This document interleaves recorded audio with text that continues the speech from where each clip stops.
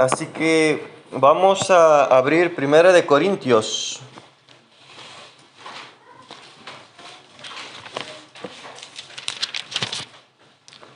Vamos a tratar de hacerlo bien resumido por amor al tiempo. Nosotros vamos a ver que este grupo de hermanos, de creyentes que componían la iglesia ahí en Corinto, era una iglesia que tenía muchos pros, pero también muchas contras. Nosotros la idea era, analizar los 4 capítulos primeros que hablan acerca de un problema puntual que tenía esta iglesia, y era las divisiones que había en ella. Y yo al título de este mensaje decidí ponerle una iglesia problemática, ¿no? Porque a pesar de tener de parte de Dios muchas bendiciones, de parte de ellos tenían muchas divisiones. Y esto se debe a que estaban judíos y griegos. Cada uno quería poner su ideología, por decirlo así. Nosotros vamos a ir desarrollando punto por punto. Me hubiera gustado que podamos leer los 4 capítulos. Se hace un poco largo, ¿no? Pero es importante también que vayamos ahí tratando de desmembrar estos 4 capítulos. Pero nosotros vamos a ver que el apóstol Pablo escribe así en el versículo 1 y 2. Dice: Pablo, llamado a ser apóstol de Jesucristo por la voluntad de Dios, y el hermano Sóstenes, a la iglesia de Dios que está en Corinto, a los santificados en Cristo Jesús, llamados a ser santos, con todos los que en cualquier lugar invocan el nombre de nuestro Señor Jesucristo, Señor de ellos y nuestro. Aquí quiero enfocarme en la presentación de Pablo para con ellos. Él dice, llamado a ser apóstol.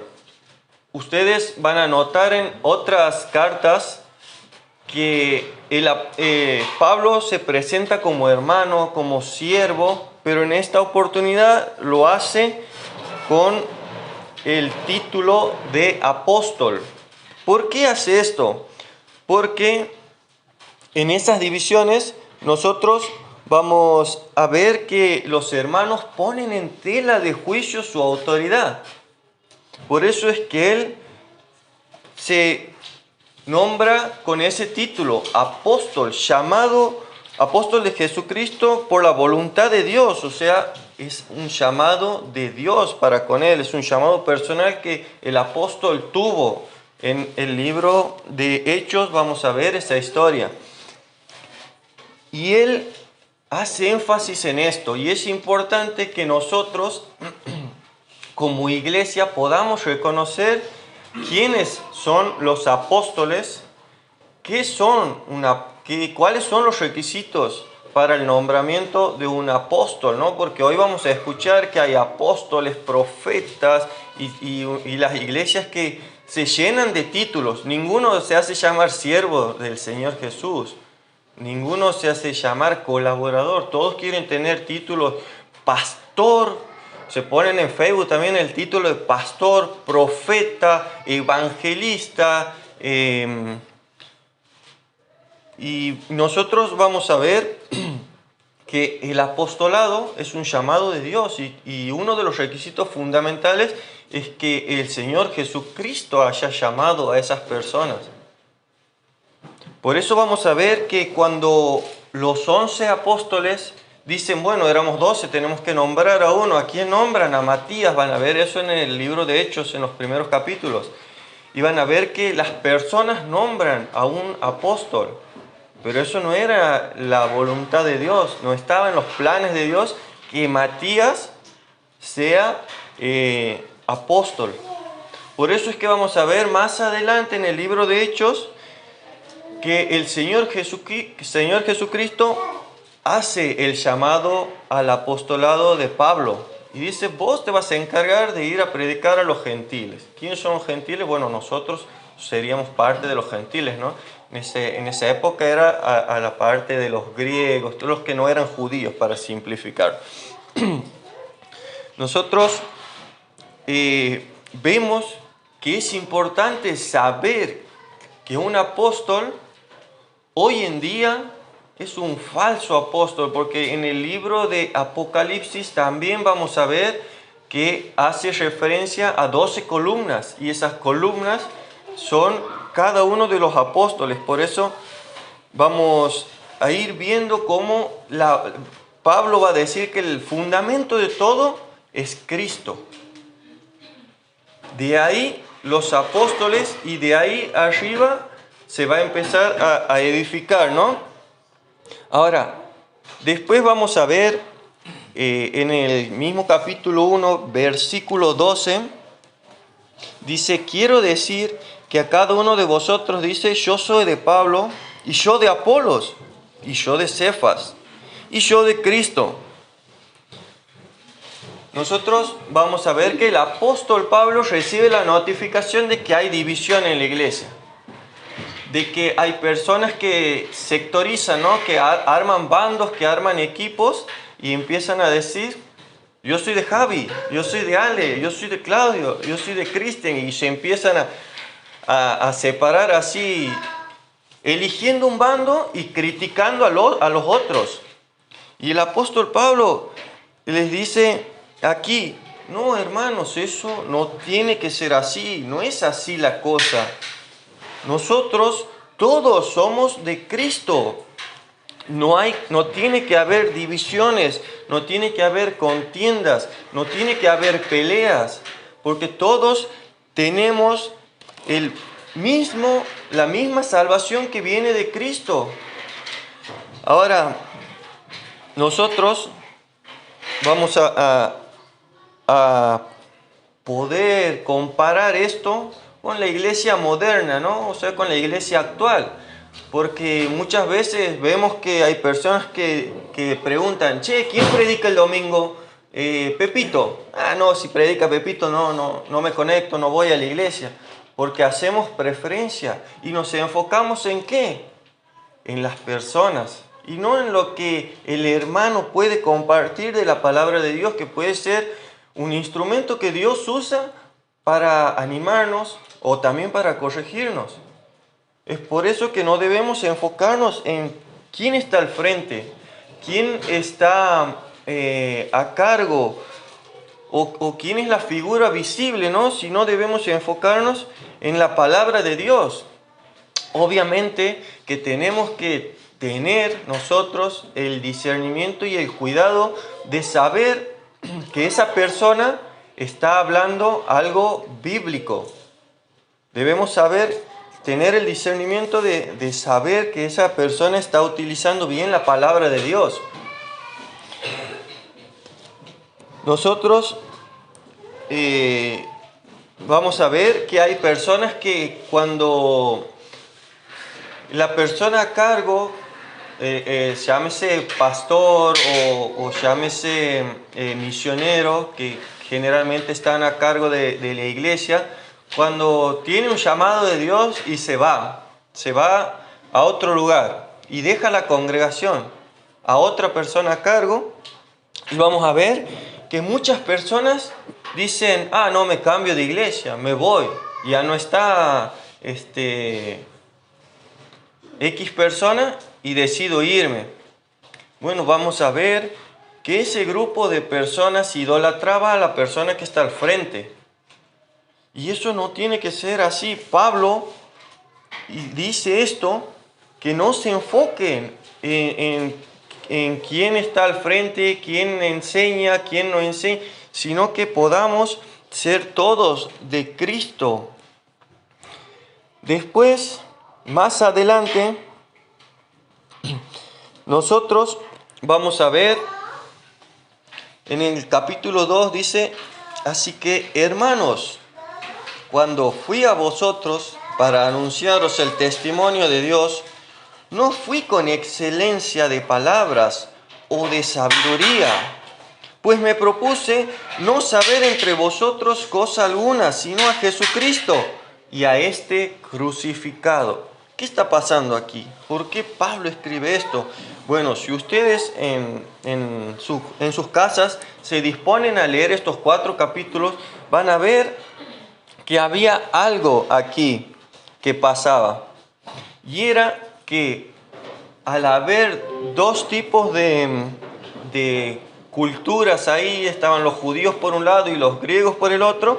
Bueno, los judíos predicaban con la ley, o sea, se agregaban la ley ahí a la predicación, pero los griegos agregaban esa sabiduría humana, ¿no? O la filosofía que ellos tenían. Y Pablo les dice, no, muchachos, no debemos predicar a Cristo, el mensaje de la cruz, el mensaje de resurrección, el mensaje de esperanza que nos ha dejado el Señor Jesús. Y vemos que Pablo dice, yo cuando estuve ahí, les prediqué a Cristo. Yo siendo el apóstol Pablo, teniendo no solo el título de apóstol, sino que él era una persona muy sabia en todos los sentidos, tanto en lo judío como en lo romano, era una persona muy preparada. Y él dice, no utilicé ningún tipo de sabiduría o no utilicé mis palabras para tratar de manipularlo, sino que les prediqué a Cristo, el sencillo mensaje de la cruz. Y ahí Pablo hace como, yo cuando leí esto me ponía a pensar, muchas veces nosotros nos enfocamos en el método. Bueno, a ver, ¿qué método vamos a usar para predicar? Y dejamos de lado lo importante, ¿no? Que es el contenido. Muchas veces decimos, no, tenemos que predicar así, así, así, así, y nos olvidamos de lo importante que es el contenido, el mensaje tan sencillo como es el Evangelio de la cruz de Cristo. Por eso el apóstol Pablo también va a decir más adelante, muchachos, no hay otro fundamento más que Cristo. Hermanos, esa debe ser la piedra, la base de todo, Cristo. Porque esa es la base que nos va a sostener a nosotros en nuestras vidas. Esa va a ser la base que va a sostener lo que nosotros hagamos en adelante. Y nosotros vamos a ir viendo después, bueno, estoy tratando de resumirlo mucho, pero vamos a ver que en el capítulo 3, Pablo le dice,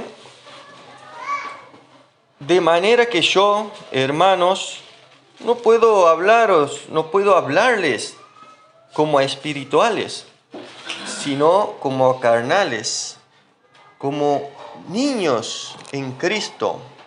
Os di a beber leche y no vianda, porque aún no eran capaces, ni ahora son capaces, porque aún son carnales. Pues, habiendo entre vosotros celos, contiendas y disensiones, ¿no sois carnales?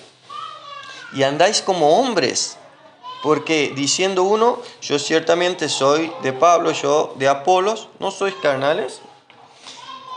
Aquí Pablo hace mención de lo que es la leche espiritual y compara esto con como cuando nosotros nos alimentamos, ¿no? Siendo bebés, tomamos leche. Bueno, Pablo compara esto con la espiritualidad de uno, porque cuando uno nace en Cristo, cuando acepta el regalo de Dios, la salvación, dice la Biblia que nacemos espiritualmente. Y Pablo compara esto aquí diciéndole a ellos que son bebés espiritual todavía. ¿Cómo va a haber entre ustedes peleas de este tipo? Que ni aun en las personas que no son creyentes las hay. Y ustedes me vienen con estos problemas. y les dice: ustedes ya tendrían que ser personas maduras espiritualmente, pero no puedo tratarlos como a maduros espiritualmente. Todavía tengo que darles de comer leche. Me gustaría darles algo más sólido para poder comer. O sea, hablando de la palabra, me gustaría hablar cosas que sean espirituales, más profundas, pero no puedo, porque no las van a entender, porque no están preparados espiritualmente, no son personas maduras. Y Pablo les dice, les remarca algo importante. Lo que ustedes están haciendo, ni aún allá afuera lo están haciendo. Y eso es importante, que nosotros, en ese sentido, podamos ser unidos, ¿no? Nosotros como iglesia siempre oramos por la unidad de la iglesia aquí en Turbio, pero también de la iglesia a nivel universal. Es muy importante que podamos ser unidos, y el apóstol Pablo nos llama a eso, a que dejemos de lado las cosas de niños, ¿no? Y empezar a pensar como más maduros espiritualmente el comportamiento y las decisiones que tomamos. Y nosotros vamos a ver que el apóstol mismo se presenta como ejemplo, siendo siervo del Señor. ¿Por qué hace esto el apóstol? Porque la iglesia cuestionó su autoridad. La iglesia también lo tildó a él como una persona que estaba viviendo muchas comodidades. La iglesia, los líderes de esta iglesia estaban demasiado cómodos y relajados, disfrutando de placeres, digamos, y estaban viviendo muy cómodamente, siendo que el apóstol Pablo estaba siendo perseguido, ¿no? Estaba sufriendo muchas cosas a causa del evangelio. Y él se presenta como ejemplo y dice: miren, muchachos, yo soy siervo del Señor Jesús. Más allá de ser apóstol, él dice: soy siervo. Y él lo ha demostrado cuando estuvo con ellos ahí. Y le dice: ustedes sin duda están disfrutando ahí su estadía, mientras yo soy perseguido. Ustedes tienen todas las comodidades de la comida, lujos que yo no tengo, le dice el apóstol Pablo. Y las cosas no son así. Porque si sos un cristiano que hace las cosas que Dios quiere, no vamos a vivir en comodidad. No vamos a vivir de manera tan tranquila, porque a donde vayamos, la gente se burla de nosotros. Ahora, si no se burlan de vos, algo está mal, ¿no? Te estás siendo como un camaleón. A donde estás, te mimetizas con el lugar. Bueno, eso es lo que no quiere el apóstol Pablo. Él dice: ustedes, si son cristianos que marcan la diferencia, van a sufrir a donde sea que estén. O sea, la comodidad es peligrosa, porque nos estamos mimetizando con el mundo. Y él dice que era perseguido, ¿no? Después remarca en el versículo 12 nuevamente el fundamento de Cristo. Otra vez lo vuelve a remarcar. Vuelve a hacer mención a las divisiones y vuelve a remarcar el fundamento de Cristo. Y dice: si alguno edificare oro, plata, piedras preciosas, madera, heno o hojarasca, la obra de cada uno se hará manifiesta, porque el día declarará, pues por el fuego será revelada, y la obra de cada uno, cual sea, el fuego la probará. Aquí estaba hablando de la obra del creyente. Dijimos que la piedra angular, la base de todo es Cristo. Bueno, de ahí nosotros edificamos. Y dice, las obras que nosotros hagamos van a ser como, y ahí hace mención, puede ser como oro, piedras preciosas, o puede ser como madera, como hojarasca. ¿Por qué hace esta comparación? Porque dice, en el día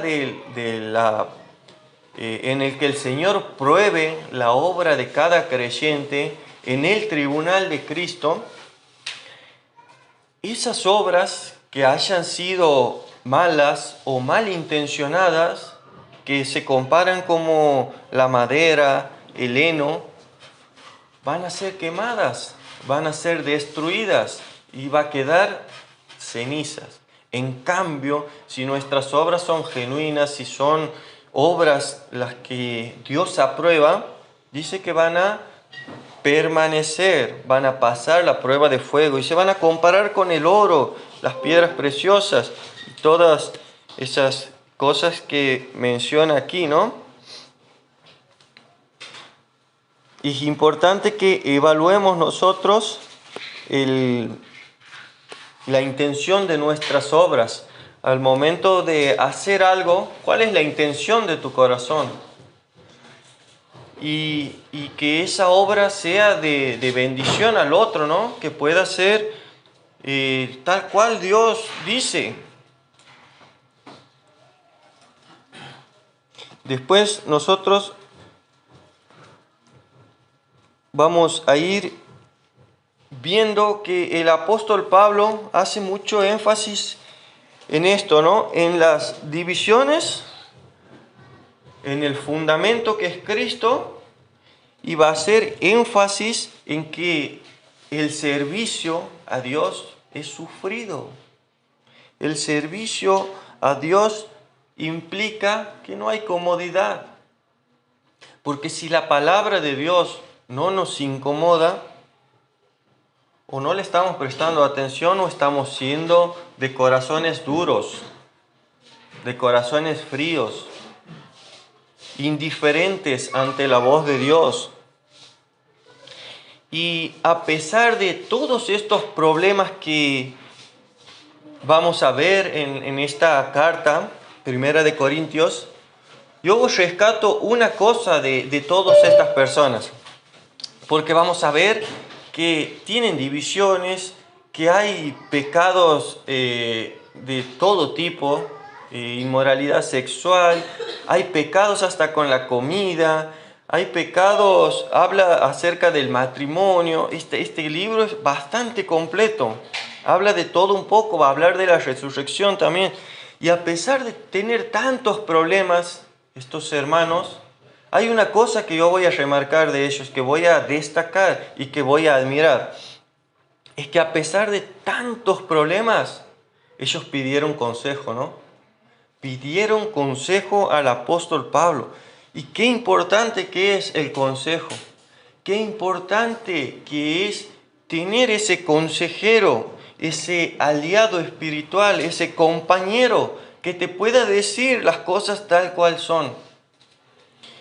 Yo rescato esto porque en la vida cristiana no hay llanero solitario, no hay aquel que dice, no, yo me manejo solo, lo único que necesito es el consejo de Dios, me voy y me leo un versículo. No, hermanos, eso, lea bien su Biblia, porque la Biblia nos manda a tener compañeros espirituales, a no andar solos en la vida, nos manda a congregarnos, nos manda a poder limar nuestras asperezas con otro hermano, porque la única manera de crecer es esa, es tener un consejero, es pedir consejo, es tener comunión con los hermanos. Por eso es que cada domingo estamos aquí, para tener comunión, para recordar lo que Jesús instituyó en la Santa Cena del Señor. Y de esa manera poder crecer. No hay formas místicas de crecer. No hay maneras personales y únicas para crecer. ¿Lee su Biblia en su casa? Buenísimo. Pero léala bien porque el Señor manda a que nos congreguemos, que participemos de la Santa Cena.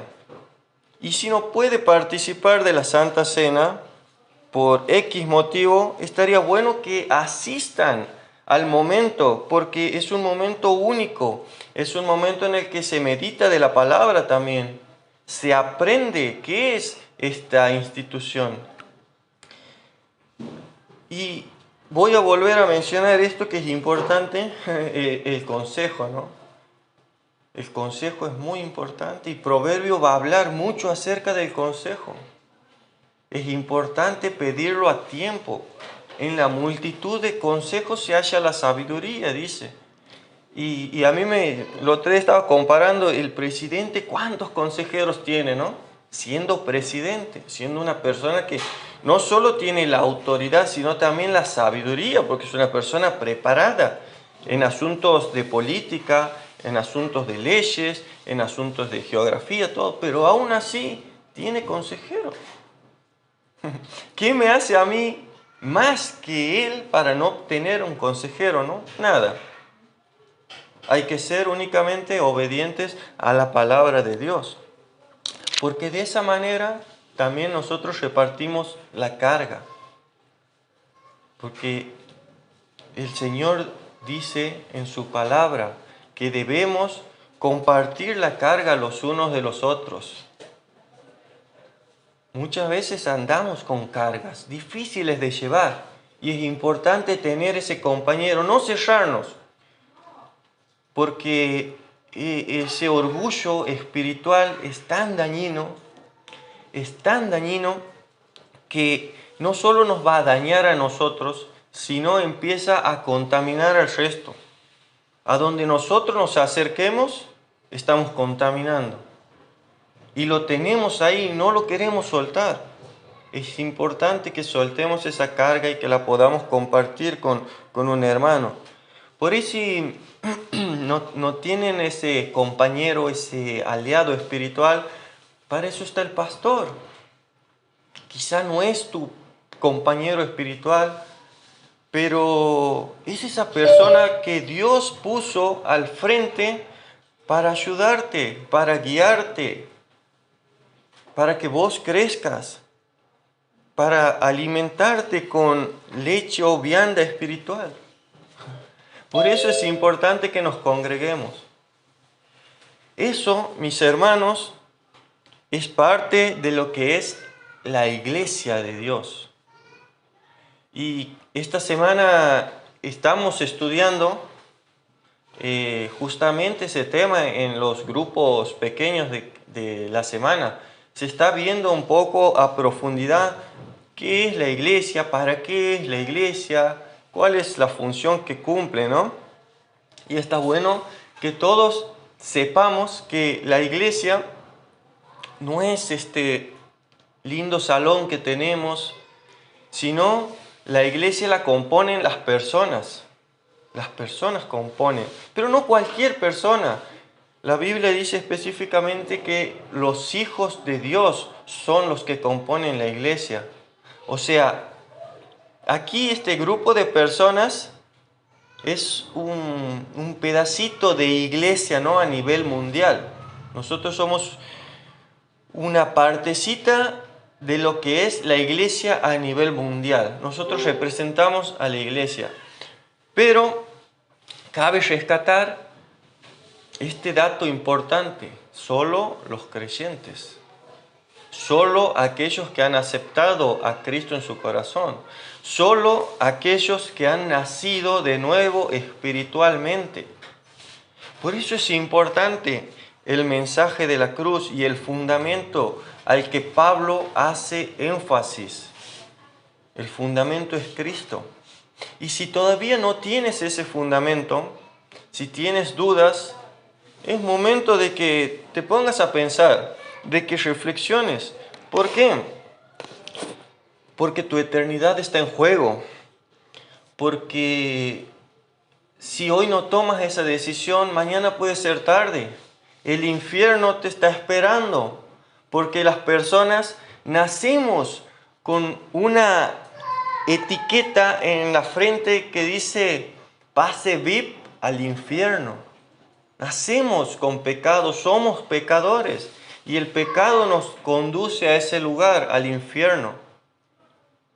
Y muchas veces las personas piensan que el infierno es un lugar gobernado por Satanás, como lo pintan las películas, y que hay bandas de rock tocando y nosotros vamos a estar festejando y con fiesta. Ese no es el infierno al que la Biblia hace referencia. Porque en el infierno de la Biblia, hasta el diablo va a estar sufriendo el tormento eterno. Todas las personas van a estar sufriendo ahí el castigo por haber rechazado a Dios. Presten atención, por haber rechazado a Dios. Dios no manda a nadie al infierno. Las personas solas, al rechazar la salvación de Dios, se están autoconduciendo al infierno. ¿Se acuerdan la etiqueta? VIP al infierno. Bueno, esa etiqueta, esa entrada, es la que Dios quiere cambiar. Él te dice, te cambio tu entrada al infierno por la entrada al cielo. Qué bueno que es Dios, ¿no? Él envió a su Hijo a intercambiar, para que lo entiendan de otra forma, lo estoy explicando así. Él envió a Jesús a pagar el precio de este pecado, el pecado que nos conduce al infierno, a cambiarnos el pase que va, la entrada que va al infierno por la entrada que va al cielo. Esa es la gracia de Dios, que aun siendo pecadores, Cristo vino y se entregó por amor a vos y por amor a mí. Y hoy, por la gracia de Dios, la salvación es gratis para cada uno de nosotros, para vos y para mí, es gratis. Pero a Dios le costó su Hijo, y a su Hijo le costó la vida. O sea que, viéndolo desde otro punto de vista, tan gratis no es, ¿no? Porque el pecado tiene un precio, y ese precio no lo puedo pagar yo, y no lo puedes pagar vos tampoco. Por eso Dios fue quien pagó el precio, enviando a su Hijo Jesús a morir en la cruz. Y en su muerte nosotros hallamos vida eterna, pero en su resurrección tenemos la esperanza de que nosotros, cuando nos toque partir de este mundo, podamos resucitar en gloria en los cielos junto con Dios y podamos dar gracias a Dios y alabarlo eternamente, ¿no? Pero es importante que se entienda la gracia de Dios. Ese es el regalo que no mereces, pero aún así Dios te lo ofrece. Solo aquellos que reconocen su condición de pecador perdido son los que aceptan. Solo aquel que reconoce en su corazón que no hay nada que pueda o puedas hacer para salvarte, va a alcanzar para entrar al cielo, sino solo la obra de Cristo en la cruz. Esa es la gracia de Dios y está disponible para todas las personas del mundo. Dios dispuso la salvación para toda la humanidad, pero hay personas que endurecen tanto su corazón que deciden rechazar este regalo. Y hay otras personas que piensan que por el hecho de venir a la iglesia un domingo, o por leer la Biblia, o por orar, son salvas o tienen la salvación. Porque conocen de Dios algo y porque conocen de la obra de Cristo, piensan que tienen la salvación.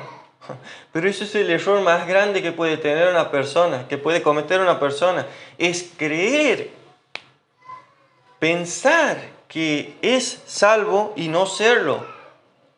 Pero ¿cómo puede pasar esto? Bueno, puede pasar en que conociendo a Dios, conociendo el plan de salvación que Dios dispuso, conociendo este regalo, nunca lo aceptaron. Quedó únicamente en el conocimiento. Y eso es muy peligroso. Por eso Pablo manda que nos analicemos entre los creyentes si realmente somos salvos. Si hoy no has tomado la decisión de aceptar este regalo de Dios, te animo a que lo hagas, a que puedas cambiar tu eternidad. Es gratis para vos. Y una vez que tomes esta decisión, pasarías a ser un hijo o hija de Dios y pasarías a formar parte de la iglesia de Dios. Pero mientras tanto, tienes el letrero en tu frente que dice: pase VIP al infierno. Asegúrate de canjear con Dios eso que te ofrece la vida eterna a través de su Hijo Jesús. Te animo a que hoy, si no has tomado esa decisión, puedas hablar con esa persona de confianza o con Javi, que está a cargo de la iglesia, ¿no? Él puede ayudarte a tomar esta decisión de la manera bíblica, porque no hay una a mi manera, sino es a la manera de Dios, ¿no? Así que, mis hermanos, que Dios bendiga su palabra, que puedan estudiar este hermoso libro o quizás leerlo al menos, y que podamos salir bendecidos, ¿no? Con esto que hemos aprendido de manera súper express. Y terminemos con una oración, ¿sí? Gracias, Dios, te damos porque tu palabra es tan rica, Señor, la cual nos deleita en todo sentido, Señor, en la cual podemos hallar sabiduría para tomar decisiones, en la cual hallamos la salvación, Señor, la cual nos corrige de los errores. Padre, ayúdanos a quitar el orgullo de nuestro corazón, a dejar de lado los pleitos, las divisiones que podamos tener, a poder obedecerte, Señor, porque te decimos Señor, pero muchas veces no te obedecemos, Padre. Ayúdanos a tener corazones de siervos humildes, que podamos buscar en obediencia la santidad, Señor, que podamos tomar decisiones que te agraden, dejando de lado nuestro egoísmo, que muchas veces nos invade, poniendo primero nuestro interés personal y dejando de lado lo que tú quieres, Dios.